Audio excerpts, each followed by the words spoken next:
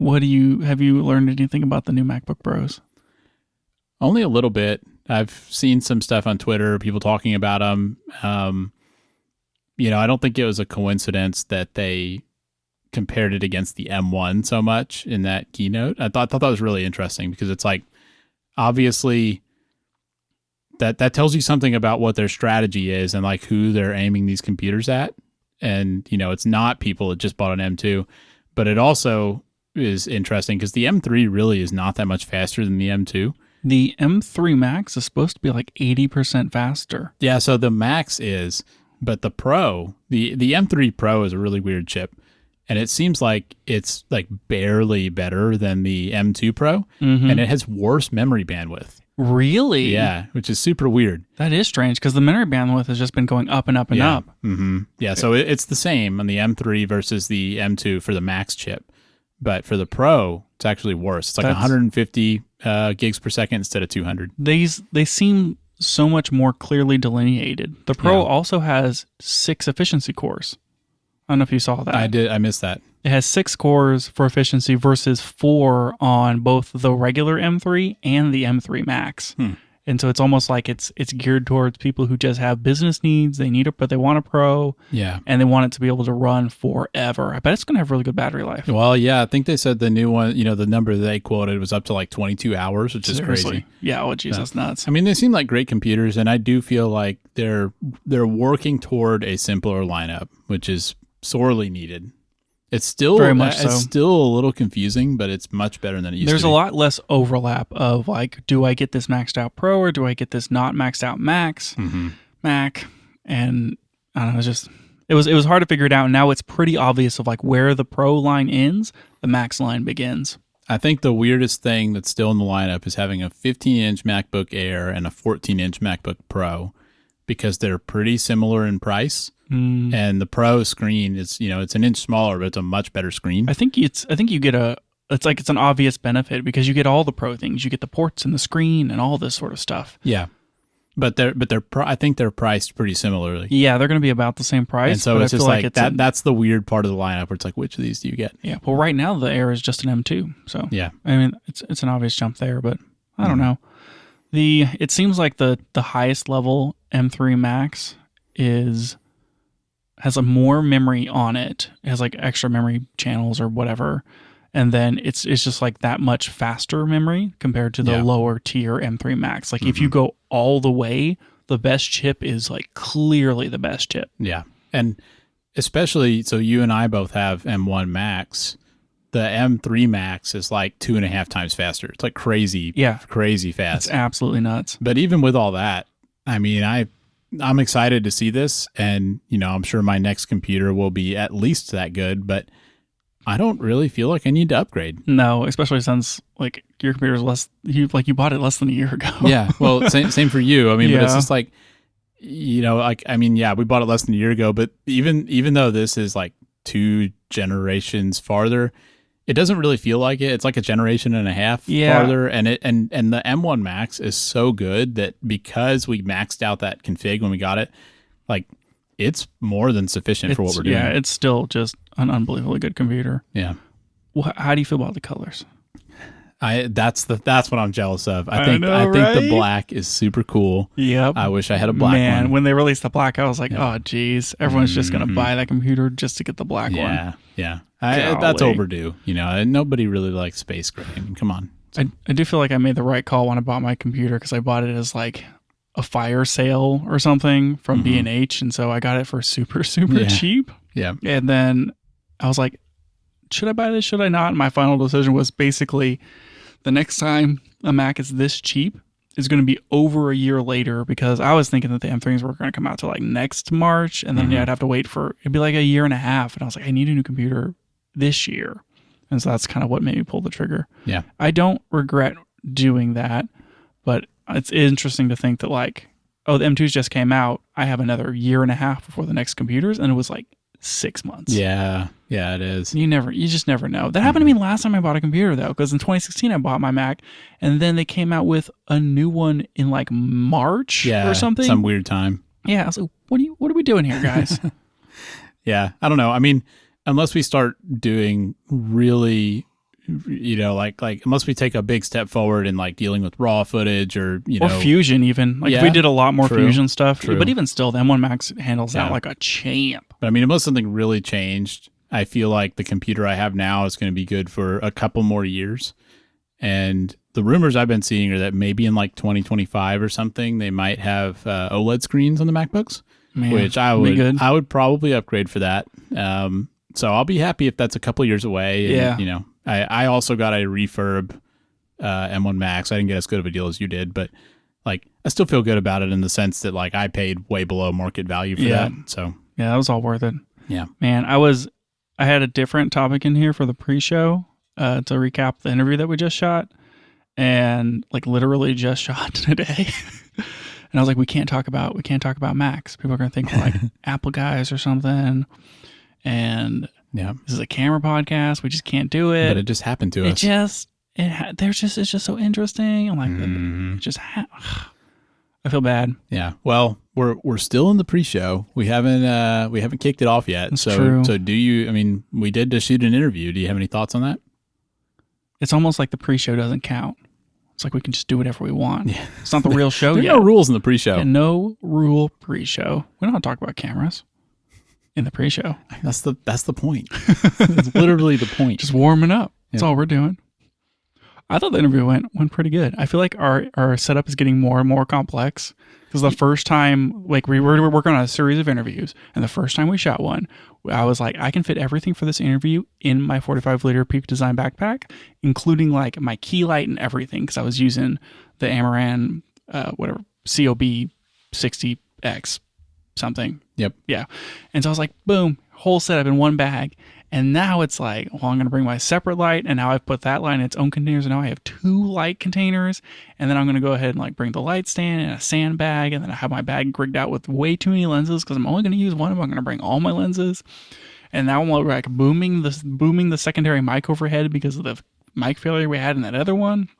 And it's gotten a little out of hand. It's funny because it's gotten out of hand, but I also feel like we've gotten smoother with our setup to where we kind of know what we need to do. We know what all needs to get set up. And I feel like even though we've added more stuff, it really hasn't gotten any more stressful. I do think that our setup time for this one and our setup time for the first one was basically the same. Like we were up in 20 minutes, and that was with 3, I'm going to call it 3 cameras because, it was an iPhone, but still 3 cameras, 2 lights, 2 mics, and like... Wait, like we even caught all like the weird things of like, got to get the light coming out of that doggy door, and like, oh, this person's gonna wear a hat, so let's put a bounce in it. Mm-hmm.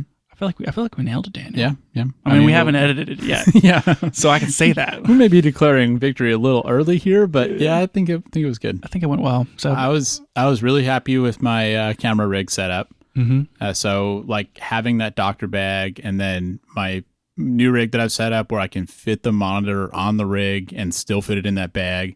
Like it just feels like I can just pull that thing out of the bag and set it on the tripod and it's ready to go. That's pretty great. Yeah. I've been working towards having a monitor setup going, and I have like, you gave me that new Power Junkie. And so now I have like a base rig that I can just drop my camera into, but I have yet to have a reason to use the base rig because I gotta like attach the base rig and the battery and the monitor, and like it's a lot to set up for. If I'm gonna put the camera on a tripod, I'm like, why am I doing this? Yep. So my rig situation is still in flux as always. I feel like that's every camera person. Like you need a T-shirt that just says my rig situation is in flux. Yeah, I mean that was a big motivation for me to get mine to where I could just like drop it into a bag and not have to build it on site. Because I like having the V-mount and having that, like, I like having that extra battery power and not having, a bunch of different batteries everywhere. I like the V-mount solution a lot. But it was always annoying getting to the setup and like, let me build this whole thing and plug in all these cables and stuff. And so that was kind of why I wanted to do that. Are you using that dummy battery now? No, I didn't use the dummy battery. I haven't worked up the courage to use that yet. Okay. Who makes that? That's made by Blind Spot. So Blind Spot now has a dummy battery that actually fits in the XH2S, which was kind of a big deal. To where you can put it in and you can pop that little rubber grommet out and you can actually close the battery door, because the previous ones you could not do that. You had to leave the battery door open. Which that means it'll work for the XT5 and the XT4 as well. Yeah. So that's really good. Mm-hmm. Yeah. So that's a big improvement. But you haven't used it yet. I haven't used it yet. I want to test and see what, like, the camera should save the file if it loses power during the recording, but I want to try that. I don't just want to rely on that. Yeah, it does. I have seen that happen, but I think you should test that out. And I also think you should do some 4K 120 or 4K 60, or shooting RAW or something, and do some really stress it out and see if it fails. Yeah, what I did today was just run a USB-A from my V-mount plate to the USB-C input on the camera, and that actually kept the battery at 100%. You were having buzzing issues with that, weren't you? Yeah, I was, but it is so quiet that, so two things. I was having buzzing issues at one point, but that's so quiet that you're not actually going to hear it, in any real environment. Sure. But the buzzing issue I was getting was when I plugged the USB into the battery, into the small rig V-mount battery. Now I have a V-mount plate where the plate has a bunch of power outputs on it, and then you just drop the V-mount into it. And the plate doesn't have that problem. That's interesting. It's almost like the plate has a better voltage regulator or something on it. Yeah, I think so. So when I got the small rig V mount, I thought it was going to be an improvement of this already has all these outputs on it, and I won't need a V mount plate, and that's great, And I thought that was going to be cool. And maybe it's still useful if you just need to power one thing. But I realized for one thing, that battery has some limitations where you can't actually run all those outputs at once. But the bigger problem is, if you've got a rig and you have that battery in the rig, you don't want to have to plug in 4 cables to your battery to get it going. And so the advantage to using a V-mount plate is that you have this quick release thing where you can just slide it in and you already have all your cables hooked up. Yeah, that's way better. That just seems a lot better. Yeah, and V-mount's the right battery choice, basically every time. Yeah. I really need some V-mount batteries in my life and have a V-mount rig and a V-mount and my running on V-mount and all that stuff, but they're so expensive, Daniel. It is. Yeah. I mean, the plate is that plate I was just talking about was, $80 or something by itself. And then you need the battery. And if you want a good, the smaller ones are good, but if you want a good battery, you're going to spend upwards of $200, $500. Depends on how much capacity, but still. Yep. Yeah. So that's a downside, but they seem cool. Yep. I will say we used the DJI mic. No issues with that. Okay. So far. I mean, I was monitoring audio from that the whole time. I could hear problems before, and I didn't hear any problems. So we had a cutout last time we used it, and then the time before that was whenever we had the audio drift issue. Yeah. And so now it's what's causing that? Is it a disconnection between the transmitter and the receiver, or is it something else? Yeah, I don't know. So I mean, I still don't trust those things. As we record this, the Deity Theos is shipping now, and so I'm just waiting to see some reviews, and I still want to go that route. But yeah, I think we need to. It's going to make everything better. Yeah. So my shirt idea would have a camera, a DSLR, a mirrorless style camera, sitting on a plate with some 15 millimeter rods, and then a handle on top, and then another handle and some little L style Allen wrenches, kind of laying strewn about with all the little rigged pieces, and kind of a half built rig. And then it would say my rig situation is in flux right now, and maybe be on a black shirt in white and post. That would be great. Yeah. If we were at the level of doing t-shirts for this podcast, I feel that would be. Who says we're not, Daniel? Maybe we should be. All right, I'm going to put that on the list of things I need to work on. Yeah, amongst good plan. All the other. If you're things. listening to us and you want that shirt, send us an email. Yeah, that sounds good.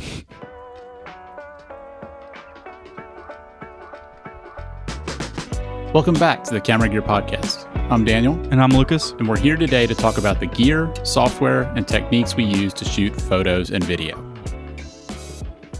Do you know those really cheesy, bad shirts that are The Legend or whatever? And they'll say that on the shirt, and then it'll make either a bad joke or a crude joke. I don't know. Doesn't matter? No. Okay. Well, one of our other shirt options is we could put a Knocked on a shirt, and then underneath it we could put The Legend. That one's a little bit more niche. I thought the first idea was niche. That one's really niche. Yeah. I mean, one, you would have to recognize what a Knocked looks like just by the silhouette of the shape. Oh. We would do we would do the newer one because it has a more distinct shape than the older one. But the reason I bring this up, Daniel, is because I have a legendary lens for you. I was about to say, you're saying that you're pitching this as a shirt idea. We don't do legendary lenses on this show anymore. It's been so long. No, Daniel, we're working our way up to 100. And what are we on now? 7, maybe? Is today 7? I think this is 6. Oh, yep. We're worse than I thought. And once again, I forgot to name the segment, which I will come up with one as I list the previous segments to you so you don't forget. Okay. So we had Handmade Perfection, which was the FD55 Canon lens, which is also like the K35 lenses. And then we had the Pentagon 135 f2, which is the king of bokeh. And then we had the Noct, which was Seeing in the Dark. Helios Prime and the Swirly Boys, which was the Helios 44-2. And then we had the Carl Zeiss Ultron 50mm 1.8, which is, they don't make them like they used to. I feel like I'm missing one. Didn't we have one more? I don't know, man. This is your corner. It is my corner. I really need to have better logs. I have to go back and listen to episodes sometimes just to find the... That could take a really long time. You've got to listen to the entire year plus backlog of this show to find out what you talked about. Yep. So this one, I think I'm going to name it... what we're going to call it, The Legend? I mean, they can't all be the legend. No, Daniel, this is the top of the pile. So this lens that I'm going to tell you about is so legendary that if you go on to like our cinematography and you bring up this lens, they're going to kick you out because it's so cliche. We haven't covered this lens on this podcast because just talking about it is a little too on the nose. Like it's just like, oh, you're going to have like a legendary lens list. It's probably just going to be like the Zeiss Planar 50mm 0.7 for like 2 hours. And here we are. Starting for... Buckle up. 2 hours. Here we go. All right. So tell me about this lens. All right. So this is the Zeiss Planar 50mm 0.7. Is 0.7 the f-stop? Yes. f/0.7. That's, I didn't know that was possible. This is a very fast lens. Now, there's a lot of this and that kind of around the topic of this lens. In particular, if I found 2 different sources on the internet, one of which was Wikipedia, and then other things that appear to just be quoting Wikipedia. Mm-hmm. And so it's like that classic, like someone said something, but there's no actual proof that that's the thing, but everyone keeps repeating what the other people said, and you can't really find the original source. And then you have to like go into the forest of all knowledge and like find this. I'm not a news person. I'm not CPG Gray. Like I'm not going down to the bottom here. But what I will tell you is that some people say, and some people say opposite, is that Zeiss originally designed this lens to take pictures of the dark side of the moon. That's quite the claim. And the rumor has it that they designed this lens for NASA, for satellites in the 60s, to take pictures of Megatron on the dark side of the moon. This is pretty cool. Yeah, pretty cool. If it's true. They made 10 of them. Like 10 total. 10. Like we've talked about that 1200mm 5.6. Mm-hmm. And how there was like 20 or something. Yeah, this is half that. Half. Exactly. I mean, this one they didn't have to hand grow the crystals, but still. 7 of them were made for NASA. 3 of them were made for Stanley Kubrick. I'm not... Interesting. Yes. So he's like, apparently like Stanley Kubrick learned about this lens, and he's like, I want this lens. And so he talked to his photo guy, and he's like, 0.7's impossible. That's not a real lens. He's like, call Carl Zeiss. Call Carl. First name basis. So he called like the head of photography at Zeiss, which I'm going to wait for you to take a drink because you're going to lose it. Dr. Kammerer. That can't be a real name. So it's the Kammerer, Kammerer, but it's in German, so you say Kammerer. I don't believe you. Literally Dr. Kammerer. It's too good.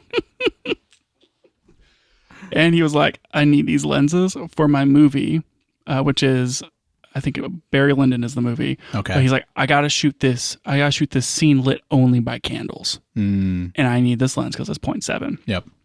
And I want 3 of them or whatever. So the guy like bought one of these lenses. And then they take it back and they go to their guy, Ed D. Gio or whatever his name is, to like, hey, can we use this lens to shoot video? And he's like, no, because the focal distance between like the back of the lens and the film is like 5mm, and I would have to like build a totally custom configuration on your camera. Like I have to rip your camera apart and build a custom mount just for this lens in order to make it work. And then I would essentially destroy your camera and you could only use it with this lens. And I don't see the problem. That's it. That's actually a direct quote from Stanley. I don't see the problem. Give me 3. And then so he has 3, and he like built these custom cameras just so they could shoot this scene, which they had to like get like special candles that had 3 wicks in them that burn extra bright, so they could do this candlelit scene with their natural lighting with their wow. 0.7 lens. Man. And there's a part in here that I need to read to you. The diameter lens was so large that it would have just barely fit into the BNC lens port, leaving no room for the additional focusing shell. As a consequence, we had to design a focusing arrangement so that the entire lens barrel rotated freely in the lens port. The problem with the close proximity of the rear element in the film plane was much more difficult matter to resolve. To begin, we removed the adjustable shutter blade, leaving the camera with only a fixed maximum opening, and we had to machine a body housing around the aperture plate at a considerable distance inwards so that the fixed shutter blade could be pulled back as far as possible towards the film plane. Man, so that's a lot of work. So it's stuck at 0.7, and then they have to rotate the barrel of the lens in order to focus it.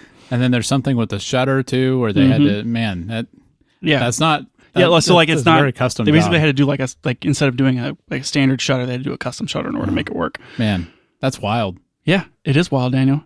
And one of these recently sold at auction in 2021. Oh, wow. This is the part where you guess how much this lens sold for. Man. It's less than the one where we talked about it was the most expensive lens ever purchased. Yeah, that one was more. That one was like 650,000 or something like that. Yeah. Crazy. I think I'm going to go with $250,000, $250,000. Actually, less. You could get this thing for a steal right around 150,000. Wow.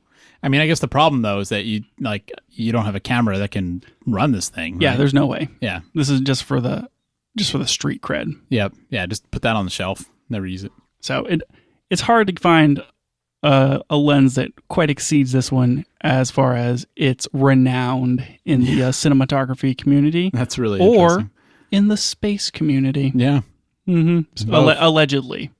Yeah, no one knows. It's all classified or something. Yep. So you might be able to see one of these at a museum, and that's about it. You'll never own one. Wow. Probably. You'll probably never own one. I know we're talking about the lens, but like that story about modifying the camera just kind of makes me think about how, like, at some level, to be a director, I feel like you have to be very confident in your vision. And, because I mean, he was clearly like, I have to shoot this scene by candlelight, so I need this lens. And then that, like initiated all this work to make this thing possible. And I'm sure that work wasn't cheap back then. And I feel like you really have to believe in your vision and be confident in what you're doing to push for all that instead of like, I feel like most people would say, oh, we'll just add lights or something so we can use an existing lens that fits on an existing camera. Right. So I think that's interesting. I feel like I don't have that personality. It's a lot like in most cinematography, like you're picking your camera based upon what you're shooting and like what your creative vision is, and then you're picking your lenses in the same way. Like the Batman movie, who did that? It was it Ryan Johnson? Is that right? Yeah, I think he's done one of the Batmans. Yeah, so like that movie that just came out where they took those Arri lenses and they like detuned them or whatever. Because they wanted that certain look. Yeah, maybe they weren't Arris, maybe there's something else. But like they detuned them for a certain look. Like you're picking the lens for your look, and you're picking the camera, and then now like you have a lens and have a camera, and then you just have to figure out how to put them together, which is why like all these cinema cameras have adjustable mounts, and it's like you're making the creative decisions based upon the tools you want to use to do the thing. Yeah. And that's why Canon should open up the RF mount.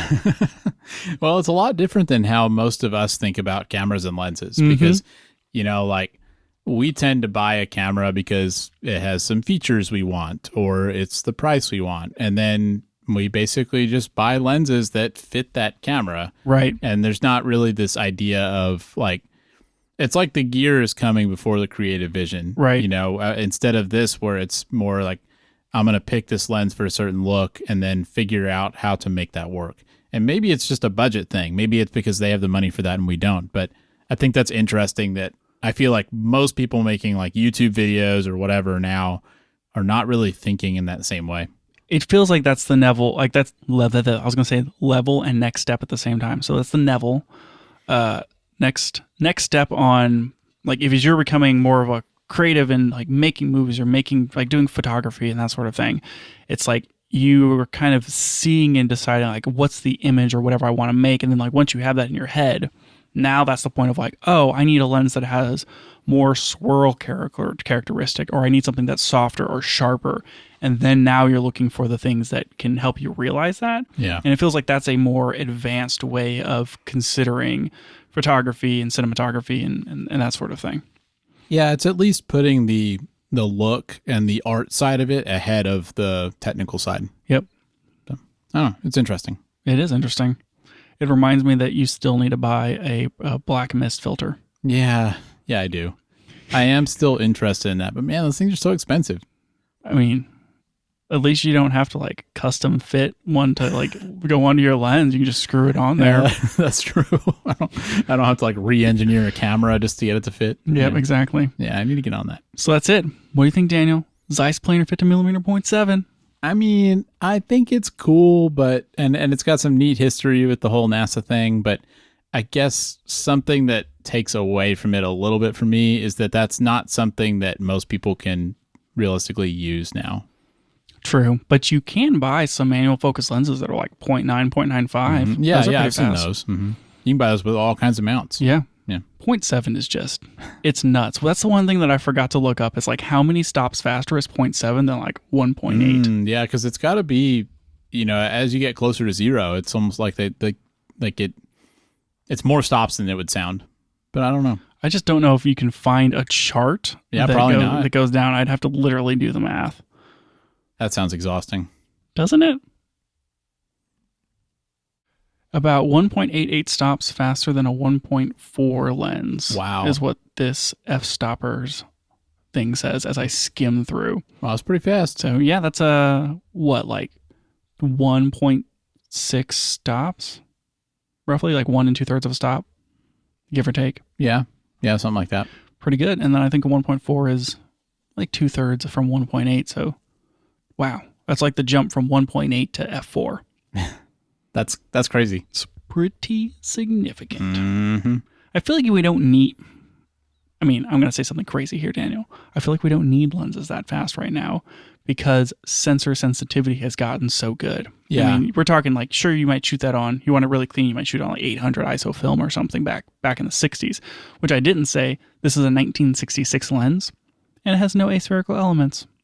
Because as you know, the Carl Zeiss lens that we talked about previously, that was later, was the first lens with aspherical elements. Mm-hmm. I mean, if you pay attention to the show, Dan, you're going to learn so much. I need to keep up. Yeah, you sure do.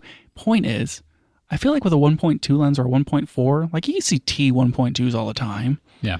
Like that with something that has a dual gain or a second base ISO up to whatever, like 12,800. I feel like you can get, or even like 1,600 ISO.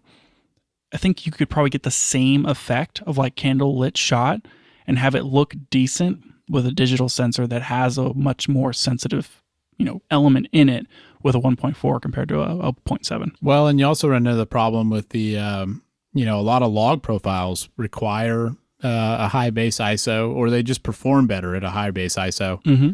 And if you're trying to shoot at 0.7, that's a lot of light coming in. I mean, we've run into situations where it's like we need an ND to get the look we want with those lenses shooting f-log2 with its 1250 base ISO.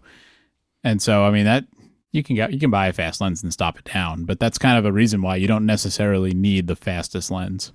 Right. You need to make decisions based upon like what's my focus range and how much light's coming in and all this sort of thing. Mm-hmm. You can't just set it to wide open unless it is this f.7, and then you only set it to wide open. Yeah, because you literally can't change it when you wedge it onto your camera. Yeah.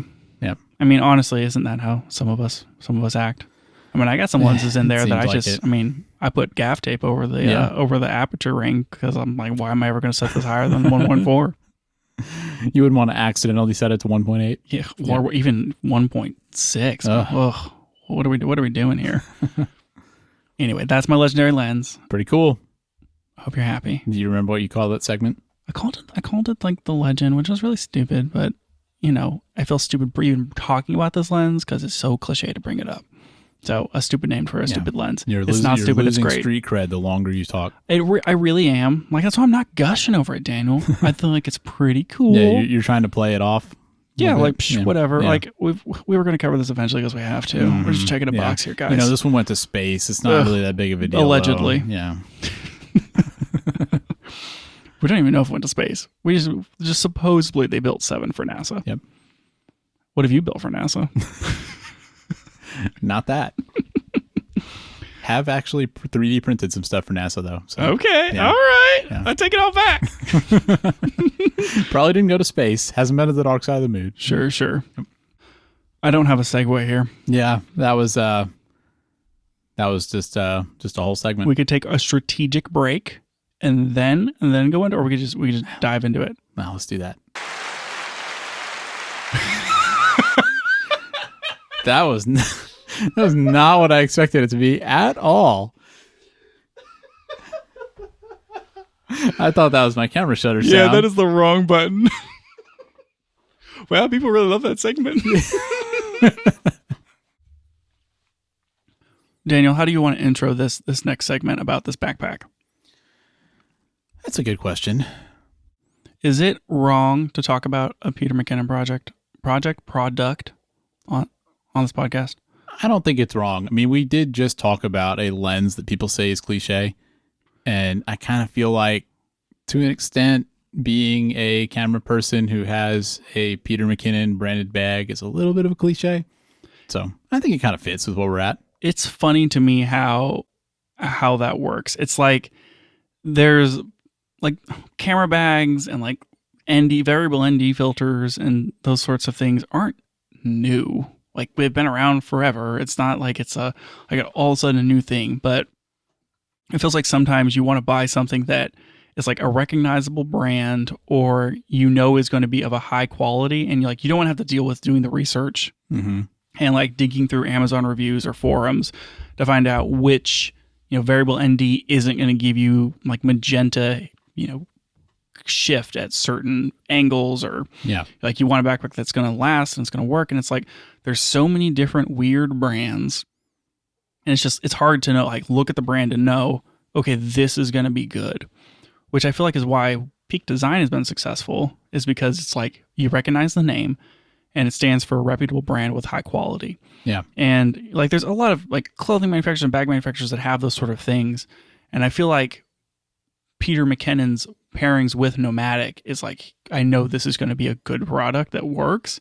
And so you can just kind of like say, okay, I don't have to do research. I know this is going to be good, and then just buy it. Yeah. And I think like, like Polar Pro and Tiffin and companies like that kind of had the same cachet to them. Is that the right word?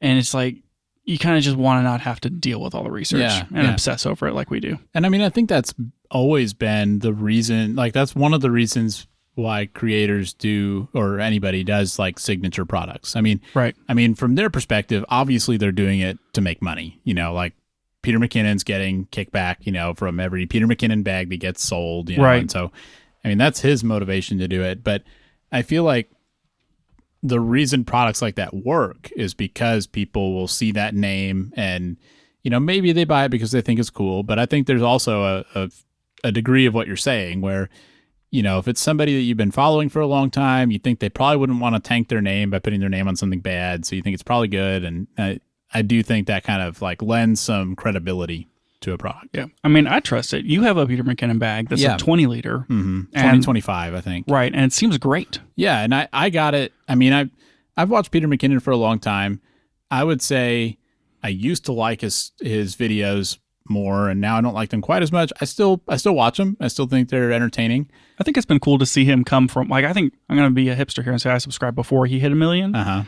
And it's been cool to see him like really commit to the channel and see it grow. So yeah. I'm into it. And he's changed a lot throughout that. Yeah, well, who thing. doesn't? It's but I mean, it's been neat to see that, Yeah. But I didn't buy the bag because, like I want to be Peter McKinnon by Right. any means. I did like the way it looked, which, maybe that's like, that was kind of like his look back then. And that's kind of why maybe he designed it that way. But I like the way the bag looked. I like the features of it. And I've been really happy with it. I've had that for about a year now, and it's been great. I use it a lot, and I don't have any complaints. So Right. Yeah. And like the reason it's important to talk about that specific bag is that what I want to talk about today, because I'm just obsessed with bags, is this new Nomatic 18 liter, which is a part of their like Luma camera collection. Yeah. And so like they're rolling out new bags. Mm-hmm. And and it is a Peter McKinnon. They are Peter McKinnon yeah. bags because Nomatic isn't really a camera bag company. So like any of their camera stuff is just Peter McKinnon camera stuff. And which fine, like Nomatic bags are good. They make solid stuff. And so they like have this new collection of bags, and it's like, here's a couple slings, and like here's an 18-liter backpack, and blah blah blah. Yeah. And I think this one's interesting because to me, this is a direct competitor to the Brevetti backpack. Yeah, I think that's right. So, what stood out to me is it's a little bit cheaper than. That's the thing is like these camera bags can be pretty expensive. Mine was pretty high. Your Peak Design was pretty high. This is coming in, I think, at a lower price point, and it also seems like it has like a more casual look to it. And so I think your comparison to something like the Brevetti is pretty accurate. Yeah, so this thing is, the one that we're talking about here is their 18-liter camera pack. It comes in a few different colors, and it's $185 on Kickstarter right now, and then it's going to be $220 whenever it releases for MSRP. Yeah. And I don't remember how much my 25-liter was. I think you got it on sale for under $200, but it retails for over $200. Yeah, that's probably right. Yeah. Yeah, and then like the Brevetti, which is I'm comparing it to, is like $160 or $130 depending upon if you get it on sale. Yeah. And it's like, that seems like it's all expensive for bags, but honestly, like once you get into something that is like 900D nylon, it has some waterproof coatings on it, it has YKK zippers, then you're just like, that's just kind of becomes the cost of this stuff. And it's like easy to justify, at least for me, in that, man, I have $8,000 of camera equipment that I'm going to put into a bag. I better trust that bag. Well, and I mean, I don't know if I'm getting ahead of where you want to go with this, but I guess, do you think that's... I don't know where I'm going, Daniel. Do you think that's worth the cost? I mean, like, we've owned we both owned a lot of backpacks over time. I mean, I've purchased $20 camera backpacks before, and then now we both have multi-$100 backpacks. I know you really like your bag, I really like mine, but I mean, do you think that it's actually justifiable to spend that much on a bag? I think it depends upon the bag, and that, like saying like that much, like $100 to $300 for a backpack. There are some bags that, I mean, you're talking $600 range, right? Like there's a high end out there, and like this is, I feel like $100 to $300 is a reasonable range for something that's going to like protect your gear. Yeah, and like for me, I'm not like a big like buy it for life kind of person, but I do like being able to spend a little more. Like maybe I'll spend 50% or 100% more on something if I know that it's going to last me and I'm not going to have to replace it in a year. And I've kind of grown more and more about like in that way towards bags, even though I keep buying more bags because I really like bags. But like my Peak Design one that was, I can't remember how much that thing cost. It was like $200 something. It may have been as high as 300. Yeah, I think it probably was. But that 45 liter I'm like touching it right now, like my child, because I love it so much. I've had that for a year, and it has been absolutely worth every penny for me because of like it's waterproof and it protects all my gear, and I've been using it for travel and for camera stuff, and I'm using this thing all the time, and it's like it's durable, it's held up, it hasn't like frayed, I haven't broken zippers. I'm gonna knock on wood. Like it's been really good, and like they have a lifetime warranty, and so I feel like I've gotten my money out of it. And so something like this, where it's like here's Nomatic's new Peter McKinnon slim backpack for like your daily and or your camera stuff, $200. Like if that's your daily bag, and you know that you need something you can rely on, and the strap's not going to break, and it's going to be comfortable, and like it's going to be able to fit all your gear, and it's going to protect it, I feel like it's worth it. Yeah, and I do think, I mean, not everybody's in a position to buy a $200 backpack. That's totally fine. For a long time, I don't think either of us really were. But definitely I do think one thing to keep in mind is that, you mentioned earlier you're going to put, $8,000 of camera gear in it.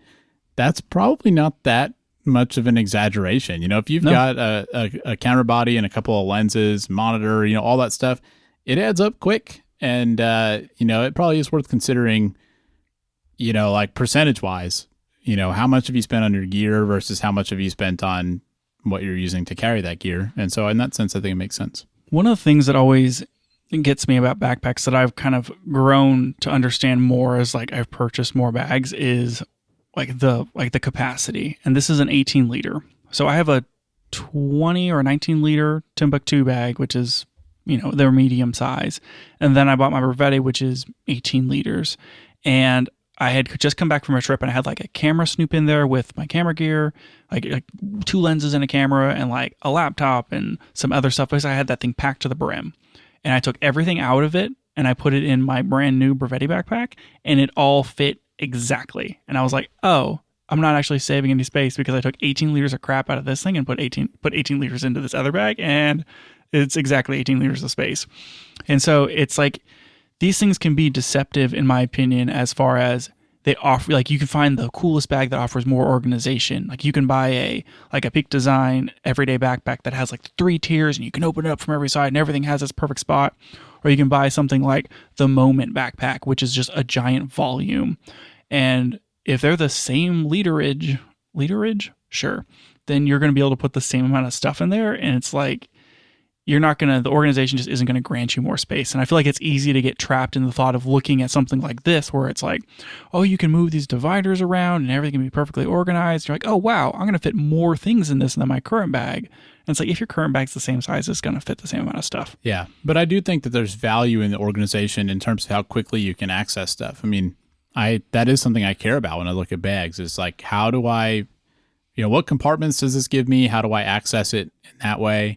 And, what options do I have for organizing it? I do think that matters. Yeah, so I want to talk about this one a little bit. I'm really just focusing on the backpack because I find that's the most interesting thing. There is like some slings and that sort of stuff, and we can throw a link in the show notes. But I think what's interesting about this one is that it is like a daily version of the 25 liter that you have. Like it's very, very similar to the existing 25 liter Peter McKinnon, and they like slimmed it up, so it's an even lower profile. Yeah. And so like if you have lenses for the 25 liter that you're like setting straight up, now you're like this looks more like a 4-inch bag instead of like a 5-inch bag, or even a 6 or 7-inch bag, as far as depth. Right. Mm-hmm. And so you're probably gonna have to lay most of your lenses down unless you have like shorter primes. And that's going to end up taking up more space. And it feels like this is really geared towards maybe like a camera and up to 3 lenses, which is essentially the same deal as the Brevette. The nice thing about this is that it has this main, like you have your stuff compartment and your camera compartment, and then it has this divider Velcro thing, which is like all your other dividers, but slightly different, that you can move up or down to like reduce your camera volume or increase your camera volume. The one I have kind of has that. It's not a Velcro thing, but it's like it's hard to describe. They're like inserts, right? They're like little, like 5-sided cube inserts. Well, there's that, but then like mine also, you can change how much is accessible from the top and how much is from the inside. Yeah, so it's very similar to that, where it's like this. Yours is like an L-shaped thing that can pop one way or the other, and essentially gives you 2/3 for stuff or 2/3 for camera gear. Right. This one seems to be a little more flexible, and like you can kind of pick any position. But I think that like the important thing to note here is the main back volume, because this is a slimmer bag, is the only volume. Yeah. And that's something that I noticed a lot with these slimmer backpacks. I had a cheap one that I bought from Amazon for a period of time that I bought because it was slim. And what I found was that I could only basically use the main volume. And if I had anything extra that I was like, oh, I'll just slide this into the front pocket or the top pocket, it's like I could fit very small things or very flat things. And this looks like the same deal to me, where you're not really going to put a lot of stuff in here. It's a pretty limited size, which is really all you need for a daily. And so I'm kind of like wondering exactly, who this is for. And I think the answer is this is a daily backpack. It's not a travel bag. It's not an event bag or anything like that. Yeah, because like that's how I mostly use mine, is basically as an event bag, where it's not big enough to travel. I can't put my clothes and my camera stuff in it. And like what you mean by event is like you're going to go shoot, a thing of like, I need a good handful of gear to bring to this event that I'm going to shoot. I mean, we shot an interview today, and that was one of the bags I brought. Good example. Lenses and some other gear in it, and it's perfect for that. I could see if I was living a life where I wanted to frequently go out and take my camera with me, but not have it be like primary focus of why I'm going out, I could see a smaller bag making sense. But yeah, this is not big enough to take like your whole kit for an event. Yep. So it has like the swing around side axis, which is good. Yeah, and mine doesn't have that. That's That's something that their bigger bags do not have. So, like, the more that we're talking about this, the more I'm actually finding it, maybe it does fit into my life and more interesting, which is kind of a problem. What do you think of side access? I like side access in theory, and I wish I used it more, but sometimes it's hard to pull the camera out, and you have to make sure you have the right lens in there. But in general, I like it. Yeah, I guess it's a good option to have. I don't know. I prefer to have it, especially if it's like a daily bag. What I've grown really accustomed to the side access on Peak Design stuff, because if you're in like the travel backpack that I have, or you're in the everyday backpack, which I feel like if I was going to swap out my Brevetti, maybe I should go with an everyday backpack. It would fit your personal brand. It would. Sorry, as a stray thought. The way that those Peak Design stuff is designed, it's like everything kind of has its spot. And so it's like you open up this side access and you can reach these things, and you close it and you open up the other side access and you can reach things. And you consider the stuff that's inside the bag as like, think of it as like a cube that has a bunch of things on all the sides. And it's like, which side of this cube of stuff do I need to get to? The top, the side, the bottom, the front. And like you open up the pocket that you need to get to the exact thing you need. And so I like thinking about side access in that way. Mm-hmm. But this one where it's like just to get to your camera, to me, if it's a camera bag, that's a non-starter if it doesn't have a side pocket. Interesting. The Peak Design 30, I'm sorry, we're talking about Nomatic bag, and I can't stop talking about Peak Design. Yep. Their 30-liter travel backpack doesn't even have a side access. It's Well, a huge problem. Like I said, mine doesn't, and it's Yours fine. doesn't have a side access? No. What is this? I'm fine with it. I mean, the way I'm used to using that bag is when I want to like get my stuff out, I set it down and open up the back, and I like that I can pull it open and just see everything, and that's how I want to get the stuff out of my bag. It's like a huge deal breaker for me. I have the sling bag if I ever want to be able to access my camera, like on the go. But yeah, I guess you could also get it out of the top. But so for me, I love the Brevetti when I got it, but I've fallen more and more out of love with that backpack. What I don't like about the Brevetti is that it feels like it doesn't have enough form. Right. Like, I don't feel like it protects gear very well. It doesn't stand up on its own. All those seem like problems to me. I did that whole review, and like we did the drop tests and everything, and like it doesn't really protect your gear.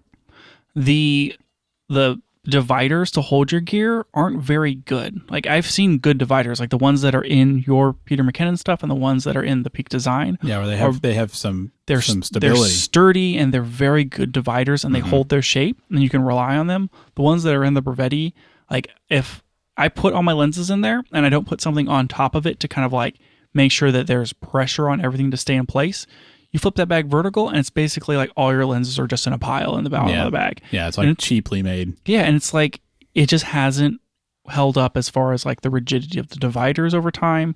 I don't feel like it's protecting my lenses very well.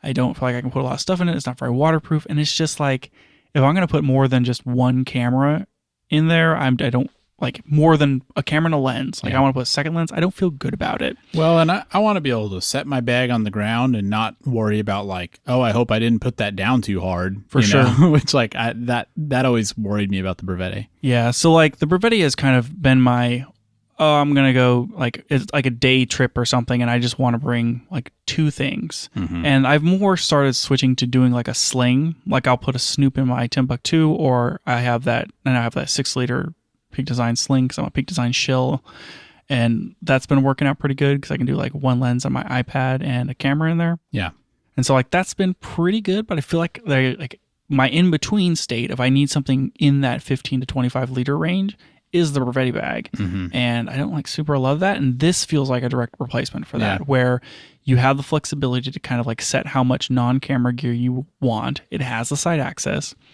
I think my biggest detractor here is that it's too slim. So does it not have a laptop pouch?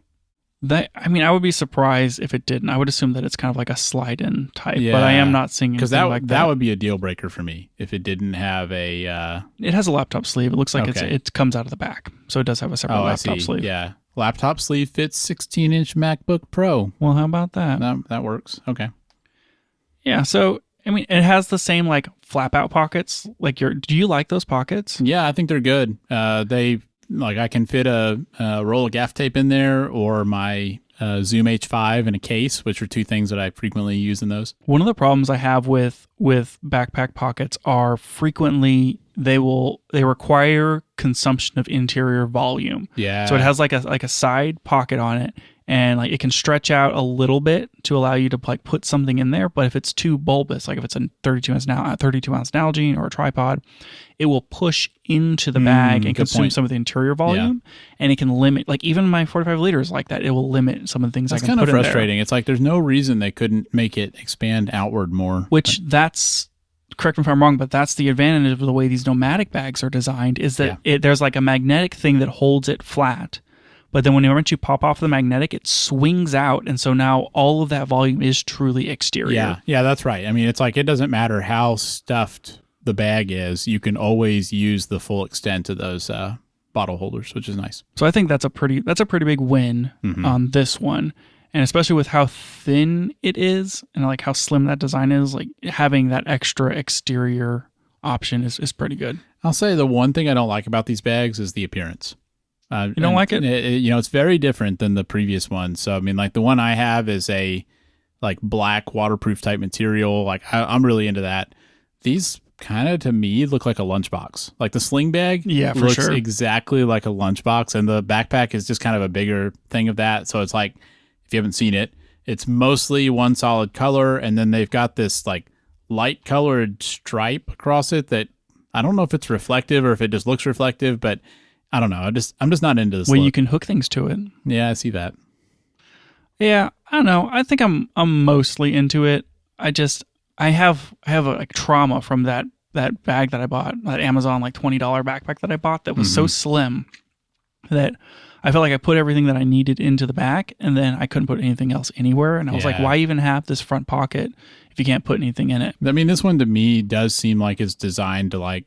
Actually, the more that I look at this, it doesn't. You stack one direction, like you can't stack outward, basically. Yeah, it doesn't look like it even has a front pocket. Actually, yeah, I don't think it does. That's fine as long as it does. Like, as long as it doesn't have a pocket you can't use. I mean, that's another problem with Brevetti is like, and not just that one. Like, there's many bags like this where it's like you have a front divider pocket to put all of your like little things, and then inevitably like you put a battery bank in there or something that's like a battery bank plus a hard drive, and now you have too many things stacked like on top of each other horizontally, and now that stuff is pushing into the bag. Yeah, and you're getting like more pressure than you want, and like I don't know if I can leave it this way. Yeah, it's just like it doesn't give you the flexibility to use that volume in a way that's reasonable.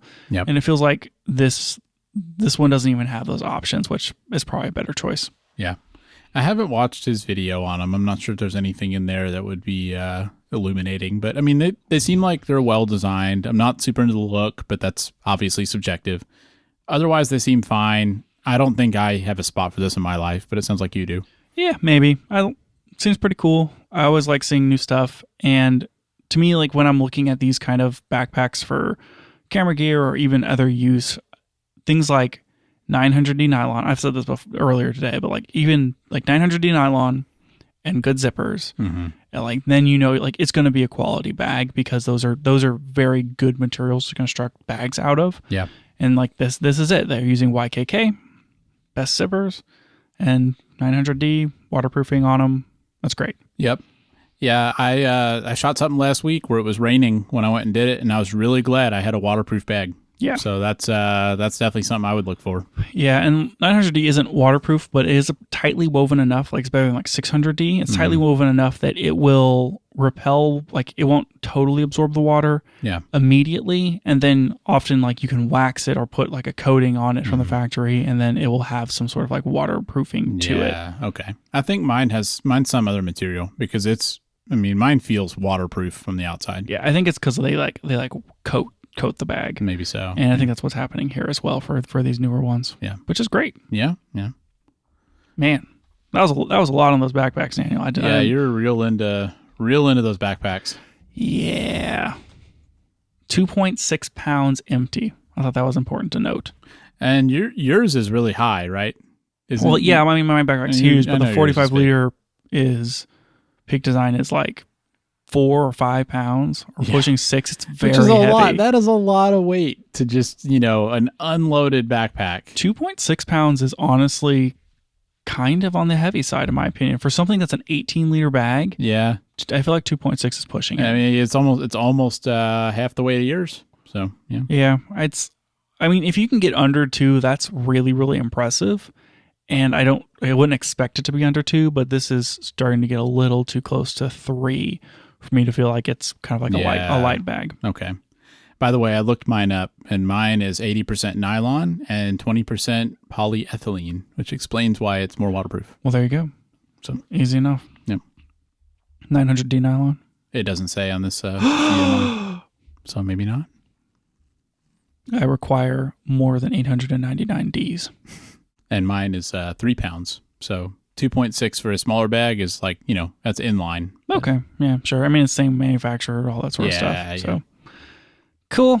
Well, I don't want to talk about the slings. So there you go. Luma camera collection, Nomatic X, Peter McKinnon, Yep. Kickstarter backpack. It looks like and it's already funded. Looks like they're planning to ship in February of 2024. Cool. So neat.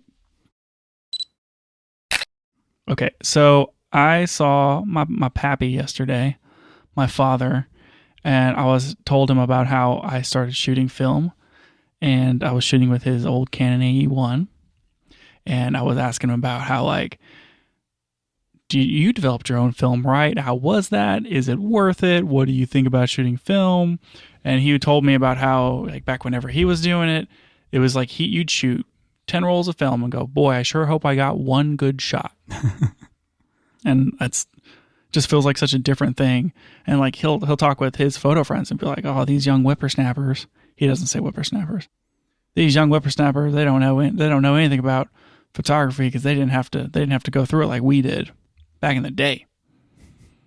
And so I was like, well, the reason, I'm thinking about how I've been like shooting these rolls of film, and like we talked about, not Kodachrome. We talked about, what is it called? There was a song for it. What's the song, Daniel? Was it Kodachrome? I don't know. Kodachrome is pretty popular. I mean, I know what that is. Yeah.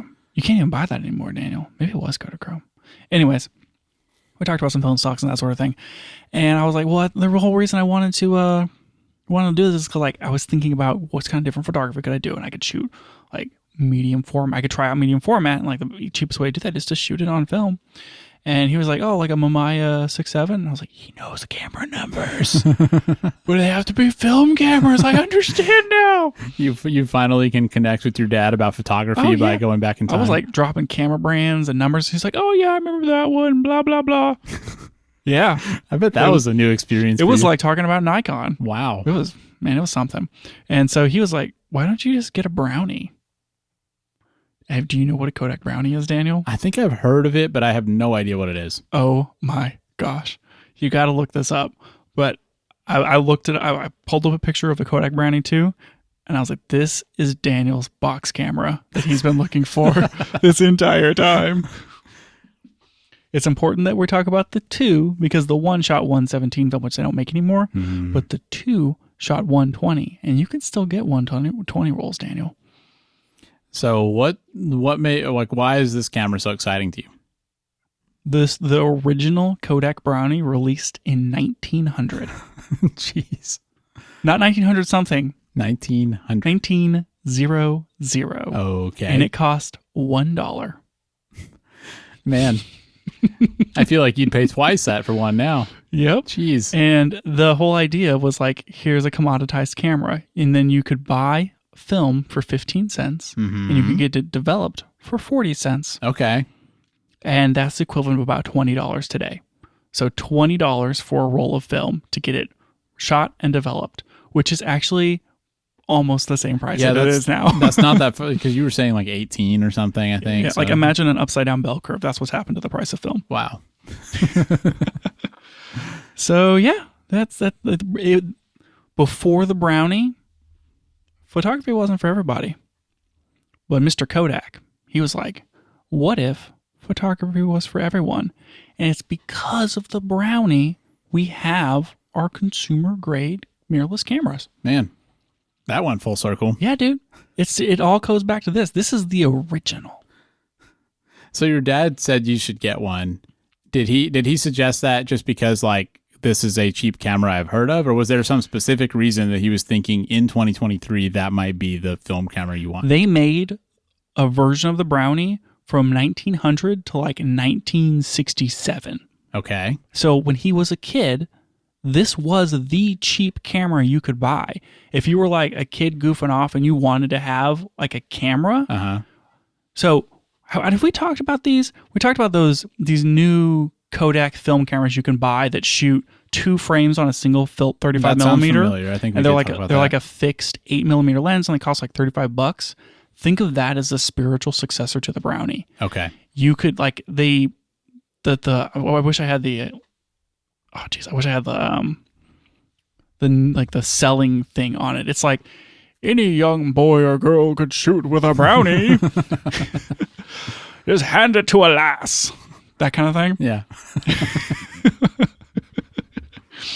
So it has 3 apertures. The lens is like a meniscus. It's a single like round lens that you can I think you can swap between. And so it's like f10, f20, and f30. Jeez. And don't have to worry about focus with that. yeah, and then you like with the shutter, and then you like manually advance the film, and it's like the simplest thing. And so it's like, what's the cheapest way we can make a camera that's accessible to get people into photography? And so if you're a kid, if you're like 8 or 10 years old and it's like 1962, I mean, you're just going to buy a Brownie because it's like the cheapest thing, and then you're just going to shoot 120 film in it. I mean, sounds pretty cool. Feel like you should get one of these. I mean, you got on eBay, you can buy like a Brownie 2 for $25. Wow. That's affordable. I'm like this close. I mean, I can't believe you. I was expecting you to pull one out of your bag. He told me to buy a Brownie, and I was like, maybe I will. And you said for the current one, you can still get film for it? Yeah, you can get 120 film. Most medium format stuff that I've been looking at getting into, like a Pentax 645 or a Mamiya 645, are 120 film. Okay. I think even a 6.7 shoots 120. It's just like how much width of the film are you shooting, and then the 6 is the 6 centimeters vertical on the film itself. I see. So that's it, man. It's like the Brownie ran for whatever, like 60 something years, and it's the original like consumer film camera for youngins, where it's like, here's a fixed focal length, super cheap piece of garbage, and you can make photos out of it. Huh. Pretty cool. Yeah, I had no idea. I'm really into it. Yeah, I can tell. I feel like at minimum I need it for my shelf. Yes. Yeah. That along with that Zeiss lens. Oh, come on. Yeah. Both of those can sit next to each other on your shelf. Perfect. Yes. That would be oddly fitting. That's it for the show today. Thanks for joining us, and if you liked it, tell a friend so they can check it out too. You can find out more about the show at www.cameragearpodcast.com, and you can find us on Twitter @CameraGearPod. We'll be back with more next week.